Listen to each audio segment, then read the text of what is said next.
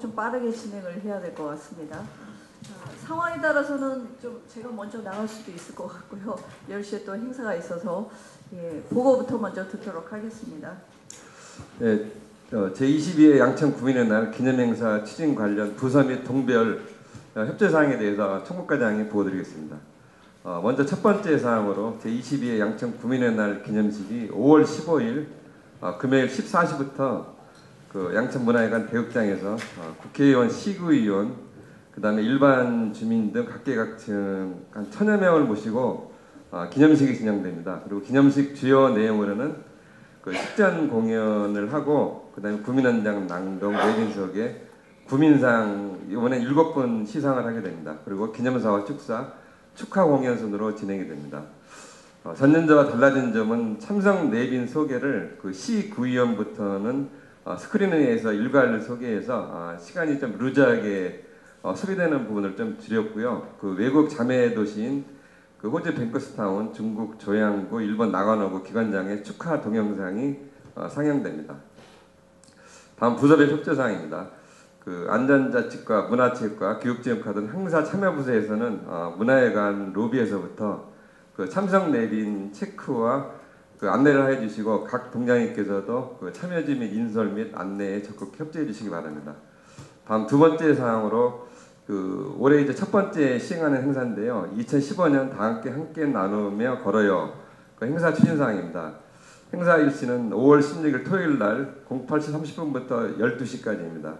장소는 안양천 신정기 아래 해마리 축구장에서 집결해서 그 안양천길 그 희망교를 경유해서 뜻방길 해누리 축구장으로 돌아오는 왕복 5km 코스입니다. 시간대별 행사 내용으로는 8시 30분부터 그 식전 공연과 참여자들로부터 의류, 도서, 생필품 등 기증품을 접수받고 참여 및 재능 부스 20여 개를 운영할 계획입니다. 9시에는 걷기대회 출발 시 출발점에서 그 현대백화점에서 제공한 기념 스카프를 제공하고 그 다음에 구간별로 뭐 그림 전시, 뭐 오카리나 등 그 재능 부스를 4개에서 운영합니다. 그리고 완주시에 우리은행에서 제공한 빵과 음료를 제공하게 됩니다.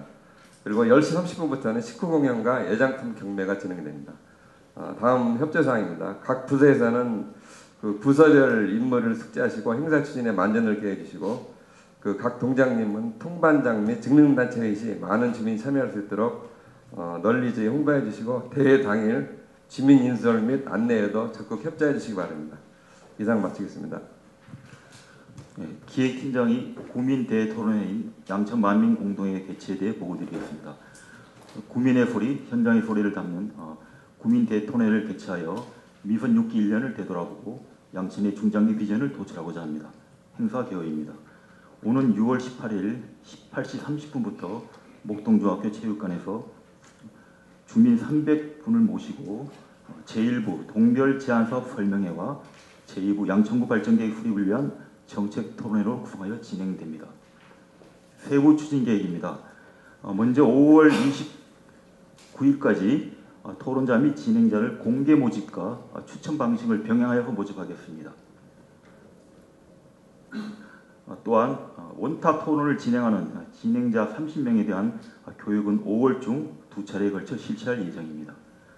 토론 의제 선정을 위해 기초자료로 구정목표 5대 분야별 세부 과제를 저희 기획예산과에서 먼저 발굴하고 이어 토론 참가자를 대상으로 토론 과제에 대해서 사전 조사를 실시하겠습니다.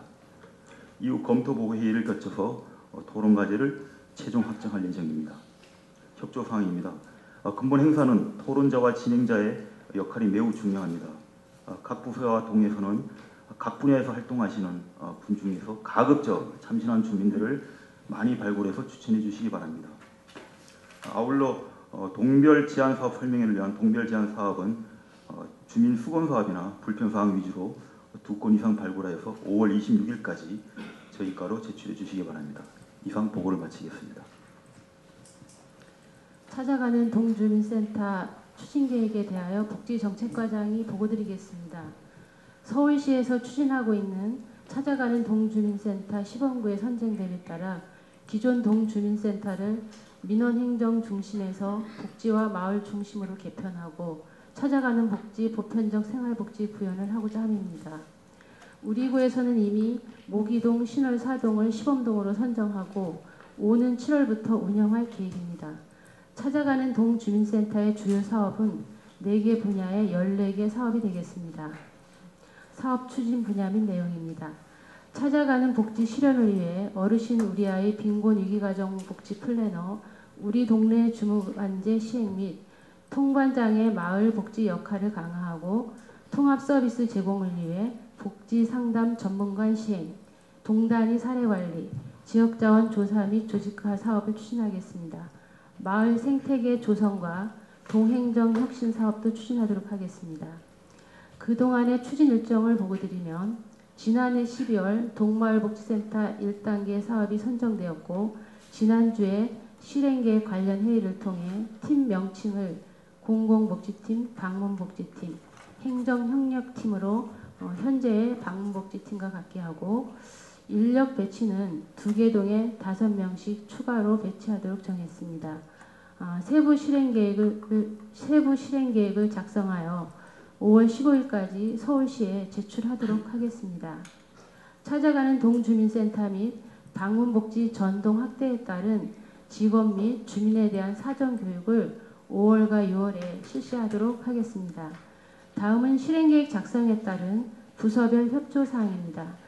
안전자치과에서는 동행정혁신 및 마을 생태계 조성, 마을 특수사업과 복지지원과에서는 동단위 사례관리사업, 교육지원과 일자리경제과 여성가족과에서도 실행계획 작성에 대하여 협조하여 주시기 바랍니다. 이상으로 보고를 마치겠습니다.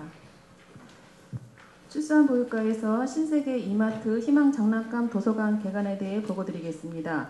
자녀 양육부담 경감, 양육정보 공유, 보육서비스 질 향상을 위해 신정일동 주민센터 4층에 유치 추진한 신세계 이마트 희망장난감 도서관 리모델링 공사가 완료되어 개관식을 개최하고자 합니다. 희망장난감 주요 시설로서는 대여터, 놀이공간, 진열대, 술술 등이며 지원하는 프로그램으로는 장난감 대여, 놀이공간 제공, 아동 및 부모 교육 등 다양한 프로그램을 운영할 예정입니다. 개관식은 5월 13일 수요일 15시이며 초청 내비는 부의장, 국회의원, 시의원, 구의원 및 장난감 도서관 설치를 지원한 신세계 이마트 관계자 및 초록우산 어린이재단 관계자, 학부모 등 40여 명입니다. 개관 행사 내용은 구청장님 개관사, 내빈 축사, 장난감 전달식, 테이프 커팅, 시설 방안 등입니다. 다음 협조 사항입니다. 홍보정책과에서는 행사 당일 기념 촬영과 많은 주민이 이용할 수 있도록 홍보를, 신정일동 주민센터에서는 주민 참석 안내를 부탁드립니다. 이상 보고를 마치겠습니다. 2015년 여름철 우기대기 재개발 공사장 및 공사 안전점검에 대하여 균형개발과장을 대신해서 도시계획팀장이 보고드리겠습니다. 여름철 우기대기 대비 재개발 공사장 및 공가 안전관리 대책을 수립하여 각종 재난 및 안전사고를 사전에 예방하고 구민생활 불편을 최소화하고자 합니다. 점검 개요입니다. 점검 기간은 5월 15일부터 10월 15일 5개월간으로 월 1회 이상 점검하고 폭우나 태풍 경보 발생 시 수시 점검하겠습니다. 점검 대상은 재개발 공사장 1개소, 공가 454개소입니다. 중점 점검 사항은 공사 현장 내 안전사고 취약 부문과 안전사고 발생 가능성이 높은 권역을 집중 점검토록 하겠습니다. 점검 방법은 점검 대상 시설에 대하여 구역 담당 팀장과 담당이 점검하고 공가 주변은 구청 및 조합 관계자 통합 순찰 및 조합 자체 주야간 순찰을 실시하겠습니다. 점검 결과 조치사항은 대형 공사장 점검 시 경미한 지적사항은 현장 시정 조치하고 위험 요인은 사전 제거토록 시정 명령하고 공가 지적사항에 대하여는 해당 조합 및 건물주에게 시정토록 행정 지도하겠습니다. 이상 보고를 마치겠습니다. 예, 우기 대비 도로 및 도로시설물 점검 추진에 대하여 도로계획팀장이 보고드리겠습니다. 우기에 발생하기 쉬운 재해를 예방하고 국민생활이 직결되는 불편성을 최소화하기 위하여 도로 및 도로시설물에 대한 점검과 정비로 안전사고 예방에 만전을 기하고자 합니다. 점검 대상 시설물은 지속기간선 도로 약 47km, 금옥여고와 보도육교의 15개소, 신강차도육교 등 기타 시설물입니다. 점검 계획입니다. 5월 15일까지입니다. 반장 외 3도 12명으로 구성되어 주요 내용으로는 차도의 포트홀, 파손 및 심화, 물고임에 대하여 점검하고 도로 시설물에 대하여는 주요 부지의 파손 상태를 중점 점검하겠습니다. 가로등주 및 분전방 케이블, 절연 점검을 시행하겠습니다. 조치 계획입니다. 경미한 사항은 도로가 기동반으로 하여금 즉시 보수하고 시도상의 관리 시스템에 대하여는 강서도로관리사업소의 정비의뢰 포장합니다. 협조사항입니다. 동주민센터에서는 주민건의사항이나 순찰 적결사항을 도로가로 제출해 주시기 바랍니다. 이상으로 보고를 마치겠습니다. 보건의장과장입니다. 여름철 비상방역 대책 추진에 대하여 보고드리겠습니다. 2015년 동마을 사랑 방역봉사단이 새롭게 재구성되어 지난 4월 29일 발대식과 함께 방역 관련 약품 사용 및 장비 구동 요령 등 교육을 실시한 바 있습니다. 그래서 보건소 자체 방역기동반과 동마을 사랑 방역봉사단이 합동으로 비상방역 체계를 구축하여 주민 불편 해소와 감염병 예방에 철저히 기하고자 합니다. 먼저 추진 기간은 5월부터 9월 말까지 5개월간이며 추진 계획에 있어서는 우선 보건소 자체 방역기동반 상계조 10명이 24시간 비상근무 체제를 유지하여 하천, 유수지, 쓰레기 집화장 등 위생취약 지역 138개소를 집중적으로 방역할 것이며 동마을사랑 방역봉사단은 새마을 지회를 포함하여 18개 반 105명이 동별 자체주를 편성하여 주 1회 방역하게 되겠습니다. 그리고 무더위가 심한 7, 8월에는 보건소와 동마을사랑 방역봉사단이 합동으로 주 2회 방역토록 하겠습니다. 혹시 수해가 날 경우에는 취약지역에 더욱더 집중적으로 합동 방역을 실시하여 감염병 예방관리에 철저히 기하겠습니다. 끝으로 협조사항입니다.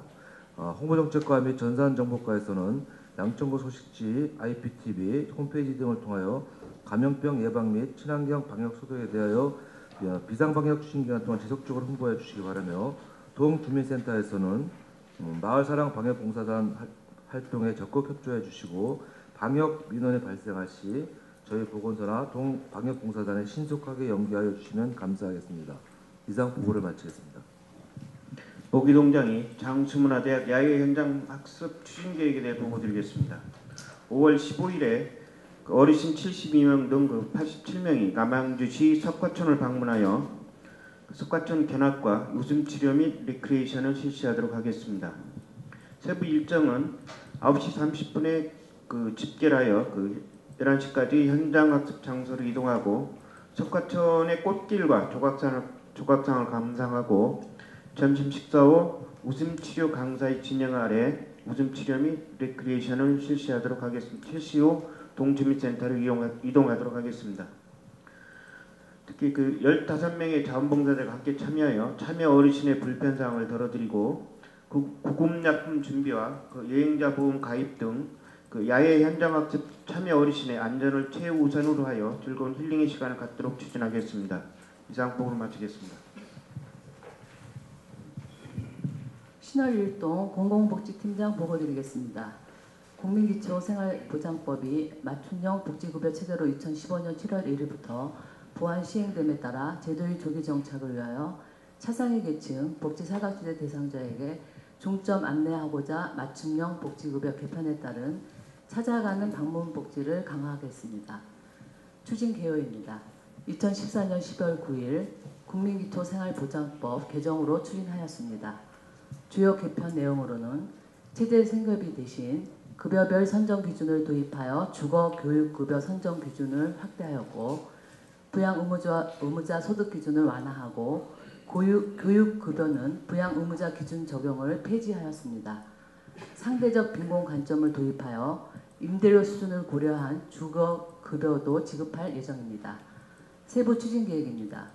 추진 일정은 집중 홍보기간 5월에 1차, 3차 조사를 아래와 같이 실시하여 맞춤형 보호 대상자 신청 누락 방지를 통한 복지 사각지대를 해소시키겠습니다.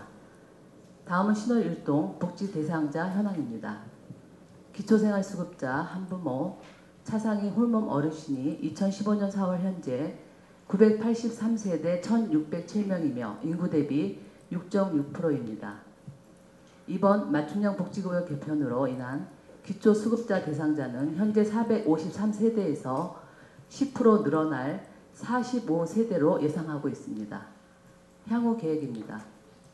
각 직능단체 회의 시 적극 안내 및 홍보를 통한 대상자를 발굴하여 6월 신청 기간에 누락 없이 신청되도록 집중하겠습니다. 이상 보고를 마치겠습니다. 2015년 수방종합대책 추진에 대하여 신정칠동장이 보고드리겠습니다. 여름철 집중호우 시 수방 취약시설에 대한 사전점검 및 신속한 대응체계를 구축하여 주민의 안전과 피해를 예방하고자 합니다. 추진기간은 2015년 5월부터 10월까지 5개월이며 공무원과 통반장 등 총 419명을 수방인력으로 활용 대입하고자 합니다. 수방자재 보유 현황은 양수기 1대, 수중펌프 18대 등을 보유하고 있습니다. 중점관리 위험시설물은 옹벽, 절개지, 주택 등 부개소가 되겠습니다. 다음은 중점 추진 사항입니다. 수해 발생 시 체계적인 수해 복구를 위하여 3개반 17명으로 방재단을 편성 운영하고 직원과 통장을 대상으로 수방용 양수기 작동 요령과 수방자재 기능 점검을 실시하고 이외에도 이면도로 빗물바지 준설과 청소 상태를 점검 미비점에 대하여 조치하고자 합니다. 이상으로 보고를 마치겠습니다. 네, 국장님 당부 사항 있으시면 얘기해 주십시오. 예, 안전행정부장입니다. 아까 충북과에서 국민의 행사와 관련해서 보고를 드렸는데 이거 말고도 각 부서에서 추진하는 행사가 많이 있습니다. 그래서 적어도 다음 주 초까지 각 부서에서 추진하는 사항을 이렇게 좀 점검해 볼 수 있도록 그 부서장들 좀 회의를 개최해 주시기 바라고요. 그래서 서로 의견도 나누고 좀 최종적으로 점검을 하는 그런 시간을 좀 준비해 주시기 바랍니다. 그리고 그 안전자치과 회의 자리에 들어가 있는데 그 공공시설 유휴공간 그 개방하라는 내용이 아마 각 동으로 내려갔을 거예요. 근데 이거가 지금 서울시 인센티브 사업이거든요. 근데 이 취지는 우선 제일 중요한 게 자치회관을 예약하는 거, 인터넷에서 예약해서 실적을 관리하는 거, 이게 좀 제일 중요합니다. 그래서 목표치를 내리보냈어요. 그 유휴공간 개방하는 거는 동별로 월 30회 이상 개방해라. 그리고 야간하고 주간 개방하는 것도 확대를 해서 평일에 22시까지, 토요일에 8시간을 개방하라. 공공시설에 그 민간이 운영할 수 있게 하라 이렇게 지시를 했는데 지금 이게 아직 실적들이 좀 미흡하고 일부 동에서 아직 야간이나 그 주말에 개방이 잘 안 되고 있는 것 같아요. 그래서 그리고 당장 이번 주부터라도 야간이나 그 주간 개방을 할 수 있도록 하시고 그 개방 실적 좀 제고될 수 있도록 좀 해주시기 바랍니다. 그리고 아침에 오늘 청장님 모시고 저희들이 그 이웃과 인사하기 운동 하고 왔는데요. 아직은 뭐 저희들도 행사하는 사람들도 멋졌고 막 그 청장님이 제일 잘하시는 것 같다는데 요 포스터들 동에 내려갔을 거예요. 요거 좀 아파트에 이제 붙이셔가지고 그러면서 좀 주민들 자체적으로 좀 이렇게 할 수 있게끔 동장님도 이거 좀 적극적으로 좀 협조해 주시기 바랍니다. 이상입니다. 네, 기획재정국장입니다. 한 가지 두 가지만 말씀드리겠습니다. 그 희망 일자리 창출에 대해서 고생들 하시고 여러 가지 많이 하시는데 뭐 기업 방문도 기업체 방문도 하고 구직자 상담도 많이들 하고 계시는데 아마 회의 자료를 통해서 지시가 아마 내려갔을 겁니다. 우선 그 8월 중순까지는 다른 것보다도 우선 그 구인업체 그 발굴 60건 이상 우선적으로 좀 해주시기를 당부드립니다. 이게 뭐 다른 걸 하지 말라는 게 아니고 이게 다른 게 아니라 뭐 인센티브가 좀 걸려 있어서 좀 그렇습니다.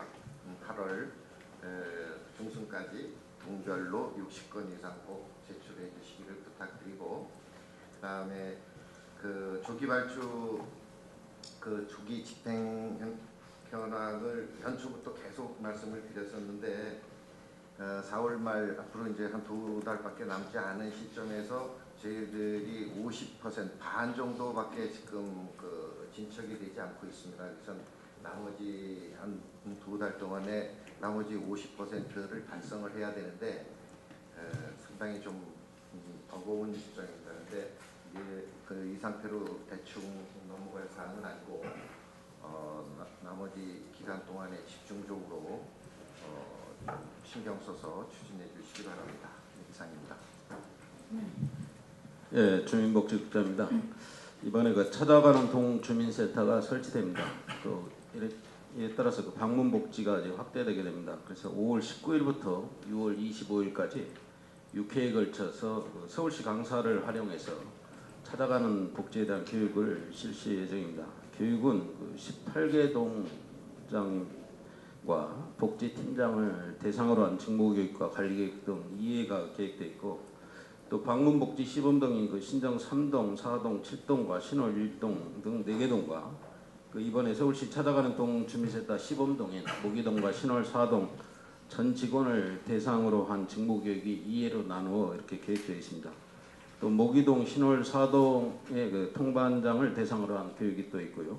또 관내 민간복지기관 근무자를 대상으로 한 교육 등 총 6회에 걸쳐서 찾아가는 복지에 대한 교육이 계획되어 있습니다. 해당 동장님께서는 해당 교육에 대상자들이 참석할 수 있도록 적극 협조를 해주시길 부탁드리겠습니다. 이상입니다.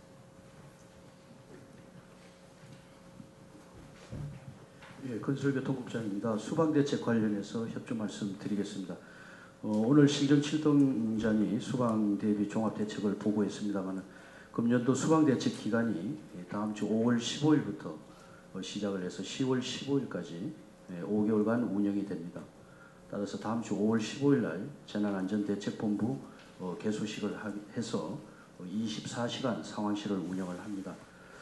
지구온난화 등으로 곳곳에 기상이변이 속출하고 있고 올해도 수방대책 기간에 집중호우 발생이 예상이 됩니다.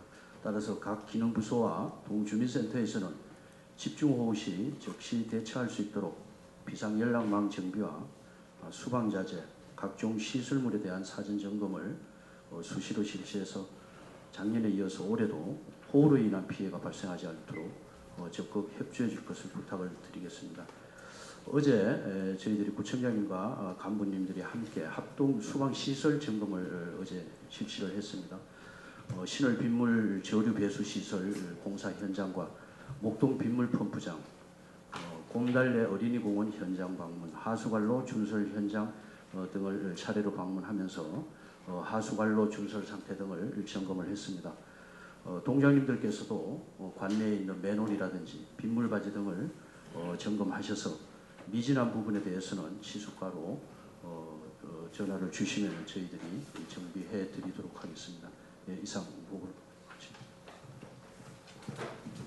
네, 또 다른 국장님들, 보건소장님 없습니까? 네네. 네, 부구청장님. 네, 부구청장입니다. 안전행정국장 말씀이 있었지만 우리 제22회 양천 구민의 날 기념 행사가 5월 15일 날 주민들을 모시고 개최될 예정으로 있으니까요. 어쨌든 이게 많은 주민들이 모이는 자리이니까 우리 현장 사전 점검이라든가 이런 걸 철저히 해서 원만히 진행될 수 있도록 해주고요. 우리 각 동장님을 비롯한 부서장님들은 초청 대상자들이 이렇게 누락되는 사례가 없도록 다시 한번 점검해 주시기 바랍니다. 그리고 우리 기계상과에서 지금 주민의 소리, 그다음 현장의 소리를 해서 우리 양천의 중장기 발전을 위한 양천 만민 공동의 개최를 준비하고 있는데요. 여기에 아까 보고도 있었지만 많은 새로운 주민들이 다수 참가해서 여러 가지 정책 아이디어가 제안되는 기회가 돼야만이 의미가 있기 때문에 좀 우리 동장님들이 특히 많은 관심을 가져주셔야 하는데, 특히 이제 일부 행사로 동별 제안 사업 설명회가 있습니다. 거기에는 그 동 자체 지역 수건 사업 이런 것들이 잘 반영될 수 있도록 그 주민자치위원회 그 주민회의 시 적극적으로 좀 많은 사업이 발굴될 수 있도록 많은 관심을 지금부터 가져주시기 바랍니다. 그리고 아까 주민복지국장도 얘기했지만 이게 맞춤형 복지급여라든가 찾아가는 동주민센터 준비와 관련해서 나름대로 여러 가지 우리가 회의도 많이 하고 거기에 어떻게 효율적으로 대응할 수 있을까 하는 조직 개편 논의도 많이 의견 수렴도 하고 그랬는데요. 어쨌든 6월부터 지금 맞춤형 복지급여 제도 되고 그다음에 7월 1일로 찾아가는 동주민센터가 2개 동에서 시범적으로 이제 추가되기 때문에 좀 많은 관심들을 가질 필요가 있겠습니다. 그리고 서면 보고에 있는 건축가의 아트 디자인 벽화 사업 시행을 봤는데요. 이 사업 같은 경우는 이제 우리 사회적 우리 관내에 있는 사회적 경제 기업 공공 구매 활성화 차원에서도 우리 사회적 기업이라든가 협동조합, 마을 기업 등에서 이렇게 참여할 수 있는 방안이 있는지를 한번 적극적으로 검토를 해주시기 바랍니다. 아울러 이번 기회에 우리 각 부서에서 혹시 이런 소규모 봉사라든가 용역 발주할 때 우리 관내 양천에 소재하는 사회적 경제 기업이 우선적으로 이렇게 선정될 수 있는 방안이 있는지는 반드시 한번 사업을 하기 전에 사전 검토를 해서 적극 좀 활용해 주셨으면 하는 바람입니다. 그리고 지난 부구청장 회의 시에 이제 전달 사항이 한 2가지가 있는데요. 이 여름철 대책하고 이제 관련이 있습니다. 거기에 우리 풍수해라든가 이런 재난 대비해서 취약 시설들 리스트를 관리하고 있는데 혹시 이제 책임 문제 때문에 그러는지 이게 적극적으로 발굴이나 관리가 되지 않고 있다는 지적이 있었습니다. 그러니까 혹시 지금까지 혹시 뭐 누락이 돼 있어서 그게 혹시 책임 문제 때문에 추가로 이렇게 발굴하는 그런 걸 좀 꺼려하시지 마시고요. 혹시 그런 시설이 있으면 적극적으로 이렇게 리스트에 들어가야만이 우리가 또 체계적으로 관리가 되니까 그걸 한번 챙겨봐 주시고 특히 그 우기 관련 아까 균형개발부가 있었는데 우기 관련 공사장 관리에 좀 철저를 기해달라는 이야기가 있었습니다. 그리고 우리 민원 여건까지 추진하고 있는 이제 여러 가지 민원 행정 그다음에 제도 개선 사항이 올해 이제 여러 가지로 지금 종합 계획을 가지고 추진하고 있는데요. 오늘 서면 보고 자료에는 있었습니다만 민원이 지금 이제 장기 반복 고질 민원 이런 것들이 있는데 우리도 여러 가지 제도 중에서 그런 반복 다수의 민원은 민원 조정 회의라든가 이런 공식적인 통로를 통해서 한번 의견을 해결책을 뭐 강구하지를 못하더라도 의견을 들어서 쟁점을 좀 정리할 수 있는 기회들을 적극 활용할 수 있었으면 좋겠고요. 아울러 지난번 본청에 갔다가 오히려 그쪽에서 시행하고 있는 것 관련 제도 중에서 민원 배신법정이 있습니다. 거기에 우리 양천구 사안이 제기돼서 한번 심의가 이루어졌다고 해서 좀 깜짝 놀랐는데 그만큼 이제 민원인이 직접 그런 제도들을 시로 활용하는 것 같습니다. 그러니까 거기 이제 민원 배신 법정은 일반 민원인 시민들도 참여하고 변호사 전문가들이 참여해서 거기서 결정되는 것은 거의 따라야 되기 때문에 사전에 거기에 신청돼 가지고 우리가 우리 양천구 입장을 대변하러 이렇게 갈 때는 사전에 관련 부서들이라든가 이런 사전 검토해서 적극 대응을 하지 않으면은 우리 구에서 의도하지 않는 방향으로 결론이 날 수도 있기 때문에 좀 그런 신청 제도가 있으면 이렇게 잘 국장님이라든지 아니면 이렇게 사전에 여러 부서들이 관련된 사안은 잘 검토가 돼서 대응이 되어야만 됩니다. 이번 사안은 사실 사후에 이렇게 오히려 저한테 그쪽에서 물어보는 사례 이렇게 됐기 때문에 좀 그런 사례가 앞으로는 나오지 않도록 이렇게 해주셨으면 합니다. 네, 이상입니다. 네, 지금 7월 1일부터 찾아가는 동마을 복지센터 2개 동하고 그리고 방문복지팀이 전동으로 또 시행됨에 따라서 지금 한참 조직 개편과 관련된 논의가 진행되고 있는 걸로 알고 있습니다. 뭐 총무과에서도 지금 집약된 의견들을 좀 조정을 하시고 또 비효율적인 조직 운영 이런 것들이 있다고 하면 이참에 좀 개선할 수 있도록 했으면 좋겠고요. 그래서 그 방문복지팀이 더 신설이 되면서 그 본청에 있는 그 몇 개 팀들은 좀 통폐합을 해서 역할을 좀 조정하고 하는 방법으로 제가 좀 당부를 드렸습니다. 그래서 부서 간, 팀 간 업무 통합하고 조정하고 하는 것들이 그 양천구의 전체적인 미래를 좀 위해서 하는 것이다라고 생각을 해주시고요.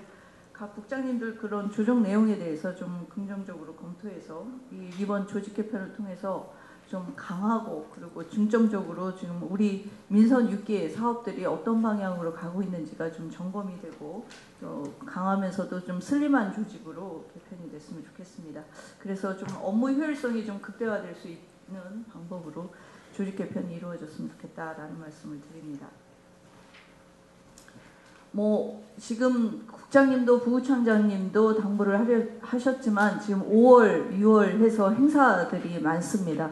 그러니까 5월에도 지금 뭐 구민의 날 행사부터 해서 여러 가지 가정의 달로 인해서 행사들도 많고 또 6월 달은 또 1년 또 기념해서 이러저러한 것들을 좀 기획하고 있습니다. 이런 행사들을 진행하고 준비하는데 가장 우선은 안전 문제일 거고요. 그리고 우리 주민들이 좀 능동적으로 참여하고 좀 적극적으로 참여할 수 있는 그런 행사가 좀 진행이 될 수 있도록 우리 각 동장님들이 좀 열심히 뒤에서 좀 독려도 해주시고 격려해주시고 그러면 고맙겠습니다. 그리고 뭐 이 정도로 당부 사항은 이 정도로 하고요. 지금 국외연수 결과 보고가 있습니다. 이번에 그 호주하고 싱가포르하고 홍콩을 다녀왔답니다. 그래서 세 군데 다녀온 곳을 좀 어떻게 다녀오셨는지 좀 새로 본 거 좀 보고 듣도록 하겠습니다. 멜번 철도공사에서 제작한 공익광고인데요. 사람을 생각하고 교통 안전에 대해서 관심도를 높이기 위해서 딱딱하지 않고 애니메이션으로 만들므로써 남녀노소 누구든 접근이 편리하도록 만든 공익광고입니다.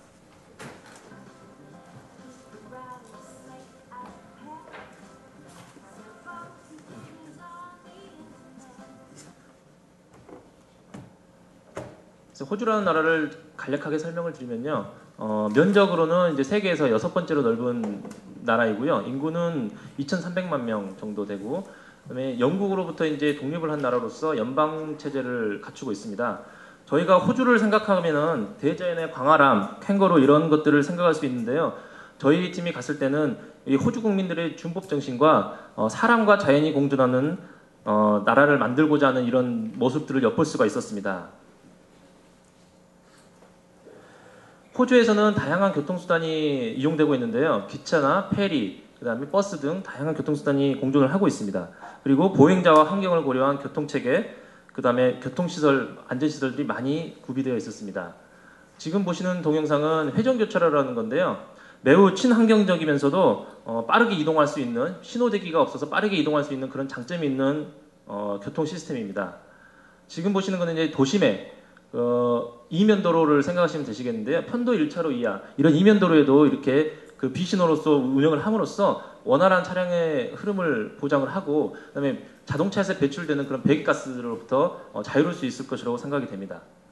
지금 보시는 거는 라이트 레일이라는 그 일종의 트램에 가까운 건데요. 이 수단 또한 친환경적이고 다른 교통수단에 방해를 받지 않아서 큰 인기를 누리고 있는데요. 최근 우리나라에서도 이제 경전철 민간 투자 사업을 활성화하기 위해서 수익 분담형이라든지 손익 공유형 그런 방식들을 많이 도입을 하겠다고 발표를 했는데요. 이를 통해서 우리 구 목동선에도 긍정적인 영향이 있을 것으로 한번 기대를 해봅니다. 지금 보시는 거는 이제 호주의 시드니나 저희가 다녀온 시드니, 브리즈번시에 있는 다양한 교통시설인데요. 보시는 것처럼 쉽게 생각하시면 지하철로 생각하시면 됩니다. 여기서 이제 광역철도라고 부르고 있는데요. 2층 구조로 되어 있습니다. 우리나라도 지금 경춘선이 하나가 도입이 되어 있지만 아직 그 1호선부터 9호선까지 지하철에는 도입이 되어 있지 않습니다. 특히 지금 최근에 이제 9호선 같은 경우는 지옥철로서 굉장히 그 많은 이슈가 되고 있는데요. 1기, 2기, 3기 지하철을 통해서 노후화된 지하철들이 많이 있습니다. 그런 것들을 이제 점차적으로 이렇게 2층식으로 바꿔간다면은 대량 수송을 하게 됨으로써 민원도 차츰 해결할 수 있을 것으로 기대를 한번 해보고 있습니다. 다음은 그 라이트 레일의 선결제 방식 시스템인데요. 이를 도입하게 된다면은 대기 시간이라든지 배차 간격을 단축시키는 데 큰 힘이 될 것으로 생각이 됩니다. 다양한 버스 환승 시스템도 갖춰져 있고요. 호주에서는 이제 앞서 말씀드린 것처럼 사람과 자연이 공존을 하고 있습니다. 때문에 자연환경을 최대한 보존하면서 다양한 교통안전시설을 설치를 하고 있는데요. 그 중에서도 이제 저희가 눈여겨본 것이 이제 신호등에 보행자 신호를 어떻게 건너야 되는지 어떻게 생각하시면은 굉장히 다 알고 있지 않느냐 이렇게 생각하실 수도 있는데 대부분이 모르시는 분들도 계시고 알면서도 그냥 건너시는 분도 많이 있습니다. 이런 것들을 신호기마다 부착을 해서 보행자들에게 더욱더 경각심을 준다면은 특히 보행자 무단횡단 사고라든지 이런 사고를 좀 방지를 할 수 있을 거라서 생각을 하고 있습니다. 저 신호에 저 맨 밑에는 뭐라고 써 있는 거예요? 안 보이는데요? 맨 아래 깜빡이. 예, 뭐 점선이 있는 것 같아요. 예, 이제 우리나라 같은 경우는 우리나라 같은 경우는 녹색 그 보행자 신호가 깜빡이는데요. 호주 같은 경우는 붉은색, 그러니까 빨간색이 전멸이 되고 있습니다. 그로써 이제 사람들이 빨간색이 전멸되니까 좀 더 경각심을 갖지 않을까 이런 생각도 좀 해보았습니다. 그리고 이제 곳곳에 이런 크고 작은 보행섬들이 갖춰져 있는데요. 이것은 보행자들의 그 중간에 특히 이제 노약자, 어르신, 그 다음에 어린이들의 보행 속도를 고려할 때 이런 중간중간에 설치를 해두면은 굉장히 보행 안전에 도움이 되겠다는 생각을 해보았고요. 도로 중앙에도 이렇게 지그재그 차선, 우리나라도 있긴 하지만은 도로 중앙에도 지그재그 차선을 도입을 해서 좀 운전자들이 경각심을 갖게끔, 그 다음에 이제 그 다양한 이제 그 호주에서 작지만 안전을 굉장히 생각한다는 걸 어떻게 또 생각을 하게 됐냐면요. 버스 뒷좌석마다 이런 40 속도 제한 표시라든지, 그다음에 플래시가 터지면은 그 추월하지 말라라든지 뭐 이런 문구들을 버스 뒤에 부착을 함으로써 운전자들이 한 번 더 생각하게끔 하는 그런 것을 볼 수 있었고요.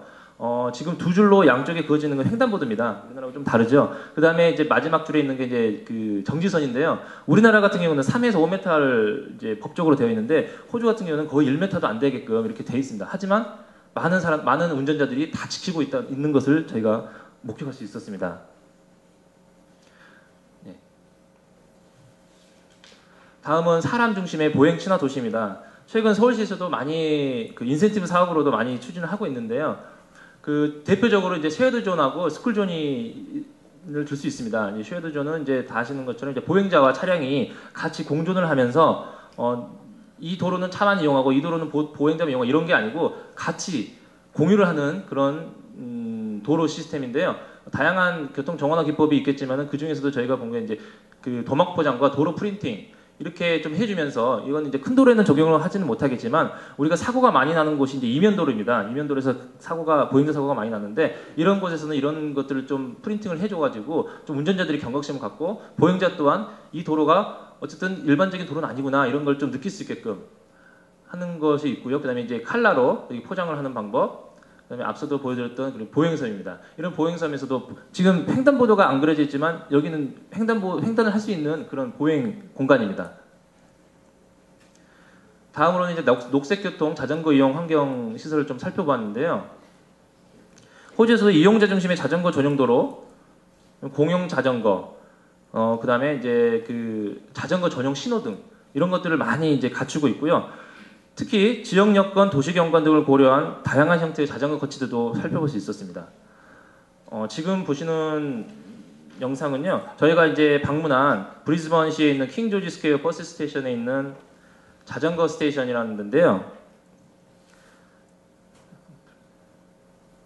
우리 구에도 지금 신목동역에 자전거 주차장이 설치가 되어 있습니다. 하지만 신목동역에 설치된 자전거 주차장은 주차, 그 다음에 대여 이 두 가지 기능밖에 현실적으로 하고 있지 않습니다. 하지만 이 브리즈번시의 자전거 스테이션은 주차부터 시작을 해서 보관은 물론이고 샤워, 락룸, 그 다음에 그 출근복으로 갈아입을 수 있는 탈의실까지 모든 시설을 다 갖추고 있는 그런 자전거 스테이션입니다.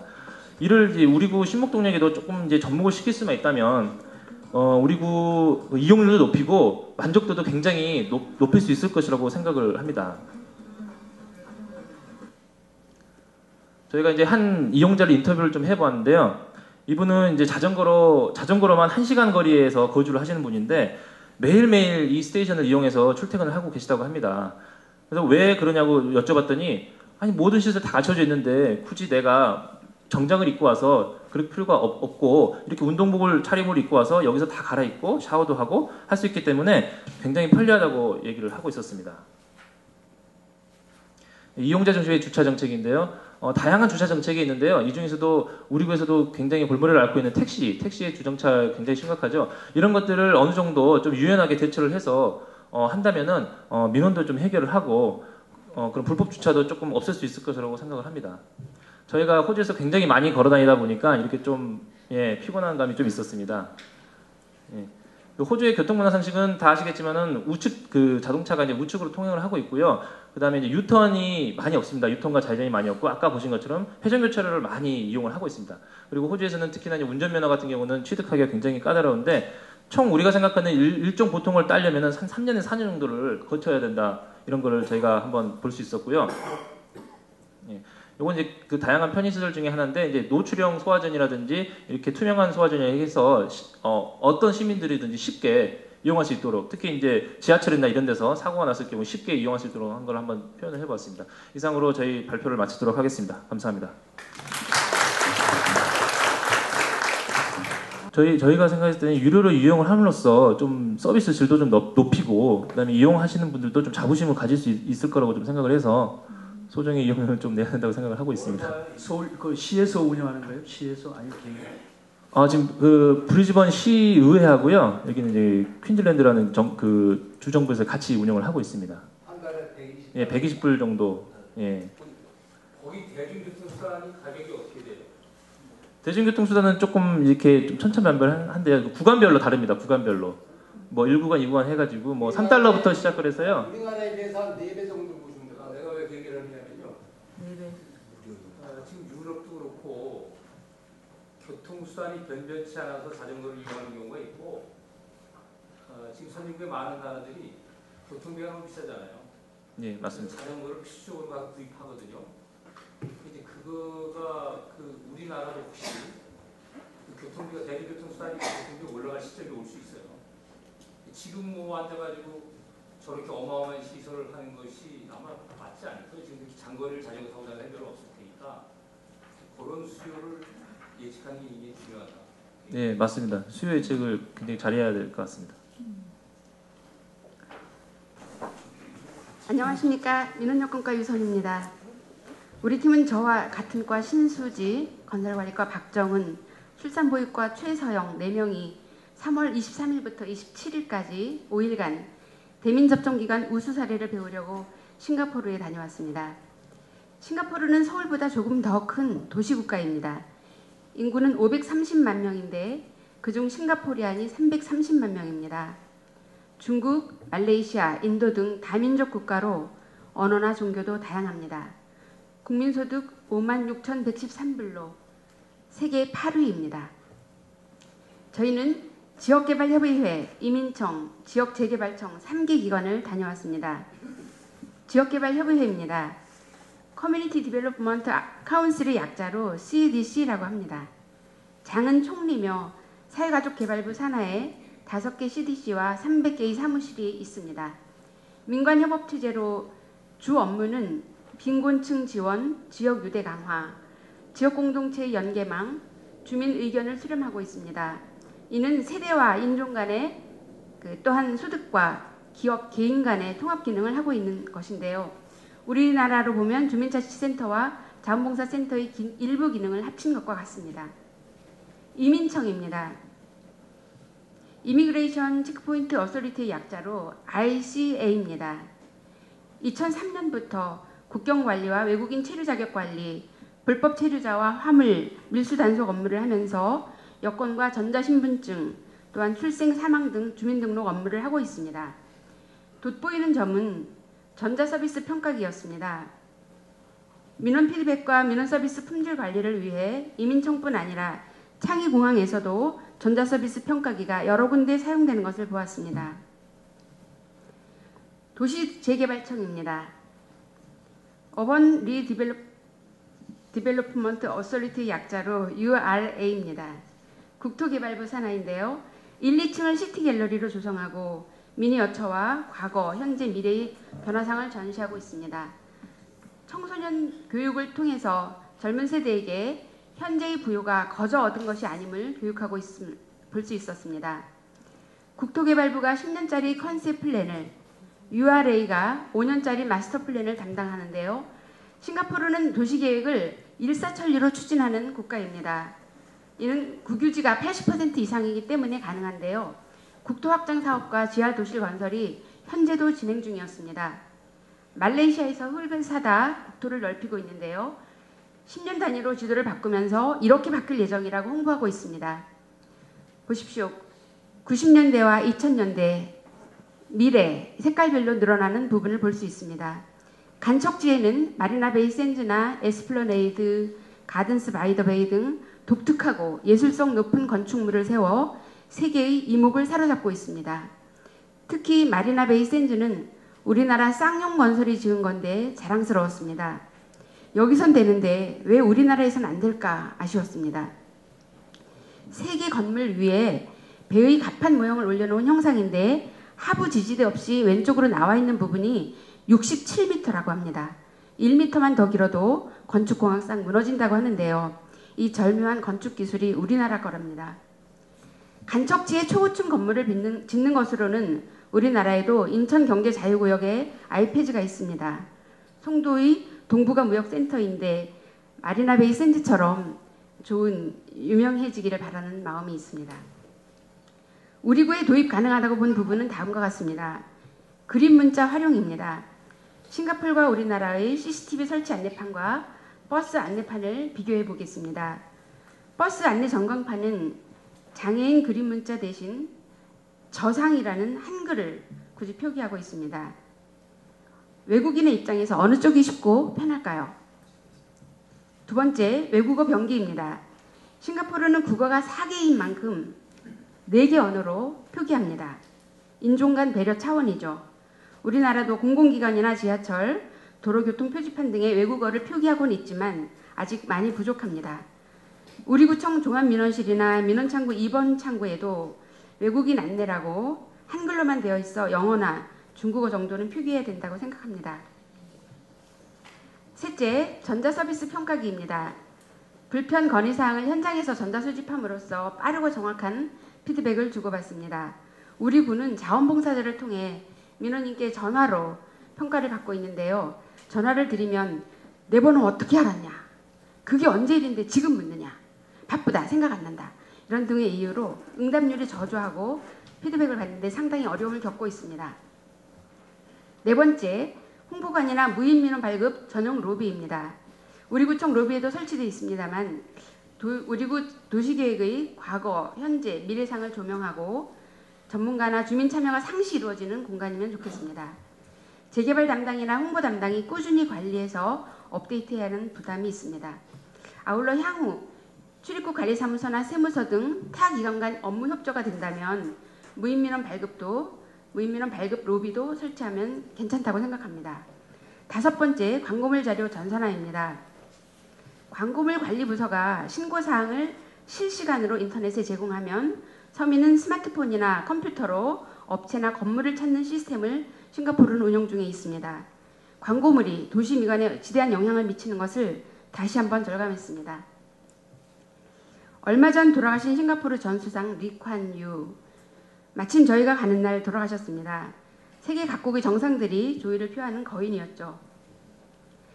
저희는 50년간 변함없이 발전해온 그 비결, 부패를 골라낸 그 비결이 정말 궁금했습니다. 2014년 부산발전연구원의 자료는 사업하기 쉬운 국가 1위, 국가 경쟁력 2위, 글로벌 위험관리 및 적응 능력 1위, 부패 없는 국가 5위, 정보 네트워크 잘 갖춰진 국가로 싱가포르를 지명합니다. 50년 만에 어떻게 이와 같은 평가가 가능할까요? 리콴 유 전 수상은 국민들과 잘 사는 나라 만들기 약속을 합니다. 금융, 정유, 항공, 관광 4대 목표를 세우고 이를 위해 유능한 정부, 엘리트 공무원을 위해서 인선과 교육에 정성을 들입니다. 특히 인선시에는 시나리오로 부패 가능성이 있는 사람을 출연했다고 합니다. 해외 유학과 최고급여, 부패행위 방지, 정보 수집과 성역 없는 수사와 처벌. 유능하고 청렴한 공무원들은 미래를 예측하면서 유기적으로 일합니다. 작고 빨간 점 싱가포르, 이제는 문화 융성이 목표라고 합니다. 우리 구도 청장님과 뜻을 합해 미래를 예측하고 준비하는 지방정부로 더욱 지속 발전하는 양천구가 되기를 바랍니다. 이상입니다. 이번 홍콩 연수의 목적은 우리나라 주변 선진지의 일자리 창출 정책 및 사회적 경제 관련 비교 시찰을 통해 우리국 특성에 맞는 일자리 사업 방안을 마련하고자 함입니다. 연수 참가자는 일자리 경제과 김영한 일자리 정책팀장, 윤정혜, 박희선, 민원 여건과 박영옥 주무관입니다.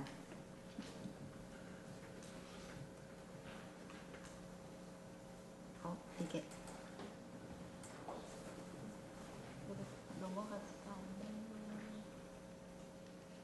죄송합니다.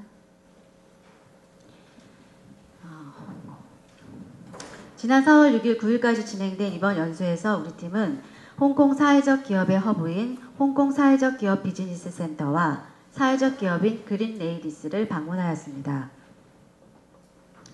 홍콩은 150년 동안 영국의 식민지였다가 1997년 7월 1일 중국의 특별 행정구가 되었으며 2047년까지 일국 양제 정치 체제가 유지됩니다. 홍콩은 홍콩섬, 카오롱반도, 란타우섬, 신게지, 기타 많은 섬들로 이루어져 있으며 면적은 제주도의 3분의 2 크기, 서울시의 약 1.8배이고 인구는 723만여 명 정도이며 날씨는 연평균 22도에서 23도입니다. 홍콩의 본토인 카오롱반도와 홍콩섬 사이에는 다리가 없는 게 특색인데 바다 밑에 해저 터널들이 있고 배편을 이용하기도 합니다. 홍콩의 정부 차원의 사회적 기업의 시작 시기는 2004년으로 주로 장애인의 고용 문제를 해결하기 위해 시작되었고 일반 기업과 경쟁하여 자생력을 갖추기 위해 사회적 기업 네트워크가 매우 크게 발달되었다고 합니다. 정부로부터 공식적 권한을 부여받은 중간 지원 조직은 존재하지 않으나 중간 지원 조직으로서 역할을 수행하는 조직으로는 비정부 기구인 홍콩사회서비스 연합회와 홍콩 상하이 은행재단이 2008년 11월에 설립한 홍콩 사회적 기업 비즈니스 센터가 있습니다. 센터 설명에 앞서 홍콩과 한국의 사회적 기업의 개념과 지원 체계를 보겠습니다. 한국은 사회적 기업 육성법이 있고 고용노동부에서 전담하고 있으며 공식적 중간 지원 조직이 있는 반면 홍콩은 주법이 없고 내무부 하에 지원 부서가 있으나 정책 전담이라 보기는 어렵고 여러 부처에서 나누어 업무를 수행하고 있습니다. 한국의 중간 조직은 고용노동부로부터 모든 권한을 이관받았으나 다양한 역할이 수반된 사회적 기업 업무를 수행하기에 조직과 인력 등 자원이 부족하고 역할 등의 제한으로 역량을 발휘하는 데 한계가 있습니다. 홍콩의 경우는 오랜 역사를 가진 연합회 산하 중간 지원 조직이 민간에서 자생적으로 탄생하여 자금력이 풍부한 민간 부문 은행권과 협력하여 사회적 기업 지원을 위한 모든 업무를 수행하고 있습니다. 재정 지원에 있어 홍콩은 인건비와 보조금을 직접적으로 제공하고 있으나 이는 설립 당시에만 지원되는 일시적 지원이고 기금을 조성하는 간접 지원을 주로 하고 있습니다. 이에 비해 한국은 주로 인건비 및 보조금 등 직접 지원을 주요 정책 수단으로 사용하고 있습니다. 다시 돌아와 홍콩 사회적 기업 비즈니스 센터에 대하여 말씀드리겠습니다. 센터는 사회적 기업 창업 및 홍콩 내 400여 개 사회적 기업의 자립과 운영을 위한 각종 경영 서비스 및 자금을 지원하며 재정적 사회적 성과를 측정하고 지속적인 성장을 위한 프로그램과 컨설팅을 제공, 특히 마케팅 및 판매 플랫폼 역할을 하고 있습니다. 주요 역할을 보면 사회적 기업가 정신 배양을 위해 사회적 기업 컨설팅과 인큐베이션 프로그램을 운영 지원하고 통합적인 지역사회 돌봄 서비스를 제공하기 위한 프랜차이즈 형성 및 사회적 기업 시장을 발굴하고 있습니다. 사회적 기업에 대한 연구와 네트워킹 강화를 위해 사회적 기업 회의소 건립, 사회적 기업 리더십 포럼, 사회적 기업의 사회적 영향 평가, 다른 NGO들과의 연결 및 미팅 주선 등 실시하고 있습니다. 우리구 도입 방안입니다. 우리구는 현재 사회적 경제 지원센터가 직영으로 운영되어 있고 사회적 경제 생태계 조성을 위해 서울시로부터 사업비를 받아 각종 민간 사업을 추진하고 있으나 이 사업은 3년째 일본 사업으로 향후에는 구사업비 지원이 절대적으로 필요한 상태입니다. 사회적 경제 기업 판로 개척을 위해 정부 및 자치단체 보조금으로 사회적 경제 기업 장터를 운영하고 있으나 앞으로는 사회적 경제 지원센터 또는 민간 사업 추진단은 정부기관의 보조 공모 사업을 지속적 참여는 물론 일반 기업을 직접 찾아가 프로젝트 제안 사업 등을 통해서 마케팅을 지원하고 사업비 및 운영비를 충당할 수 있도록 전략적 노력이 필요할 것입니다. 다음은 사회적 기업인 그린레이디스입니다. 그린레이디스는 여성 중심의 중고 의류 및 패션 아이템을 위탁 판매하는 곳으로 재활용 소매업, 일자리 제공형의 사회적 기업이고 2008년도에 설립되었습니다. 60년 역사가 있는 NGO 단체에 의해 운영되고 세계 매장에 28명의 스태프가 있고 이들 중 80%가 중년 여성입니다.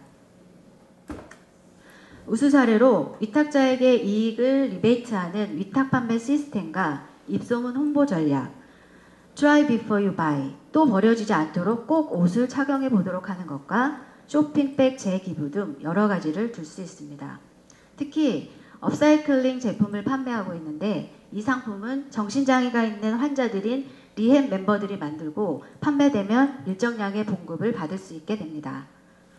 또한 상황이 어려운 젊은 디자이너들에게도 쇼핑몰에 자신의 상품을 진열할 수 있는 기회를 제공하기도 합니다. 이익의 분배는 25%는 고용자들에게 또 다른 25%는 친환경을 위해 투자되며 나머지 50%는 매장 확장 등 사회적 기업으로서의 발전을 위한 예비비로 비축해 준다고 합니다. 우리구 도입 방안은 가구 재활용 판매에 중점을 두고 운영 중인 마을 기업의 운영 사례를 접목하여 새로운 비즈니스 모델을 발굴하는 것과 재봉 기술이 있는 경력 단절 여성을 대상으로 의류 재활용 관련 협동조합을 조직할 수 있도록 추진하는 방안입니다. 직접 방문으로 이루어지진 않았지만 또 다른 사회적 기업 진코하우스를 소개하고자 합니다. 2006년 설립된 진코하우스는 레스토랑 운영 사업과 유기 농작물 판매로 현재 프렌치 이탈리안 레스토랑 3호점까지 확장하였고 구내 식당 4개소를 운영하고 있습니다. 매니저부터 홀 서빙에 이르기까지 약 100여 명을 60대에서 70대 노인으로 고용하였다고 합니다. 우리구 도입 방안으로 어르신 복지관 등의 편의시설을 설치할 경우 어르신을 고용하여 서비스업 경험을 통해 어르신 일자리 창출 사업을 시범적으로 시행 검토하는 방안입니다. 이상으로 공식 보고는 마치고 홍콩에 대한 이모저모를 간략히 말씀드리겠습니다. 홍콩의 100만 불짜리 야경지에는 빈부의 차가 심각해 보였습니다. 그 화려한 마천루 뒷골목엔 보시다시피 넓고 좁은 홍콩의 건물들이 즐비했습니다.